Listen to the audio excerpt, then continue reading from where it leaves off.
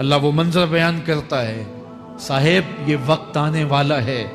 جب دونوں انگوٹھے باندھ دیے جائیں گے، جب ناک میں روئی ٹھونس دی جائے گی، جب چٹے لباس میں کفن دیا جائے گا، جب غسال کے سامنے بے بس پڑے ہوں گے، وہ چاہے یہ بازو اٹھائے چاہے یہ بازو اٹھائے، گرم پانی ڈالے یا سرد پانی ڈالے، جب بس پڑے ہوئے ہوں گے جو ہے وہ غسل دینے والوں کے، اور ناک میں روئی ہوگی اور دونوں انگوٹھے آپس میں بندھے ہوں گے، یہ محل، یہ ماڑی، یہ کوٹھیاں، یہ بنگلے جس کو سویر شام لگ کے حلال حرام کی تمیز کیے بغیر بنایا تھا، غوث اعظم رضی اللہ تعالیٰ عنہ بولے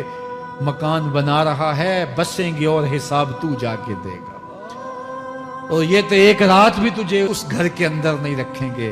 کہ چلو ایک رات مہمان رکھ لیں، کہتے ہیں نہیں مہمانوں نے بھی جانا ہے تو جلدی کرو، اس کو سپرد کراؤ،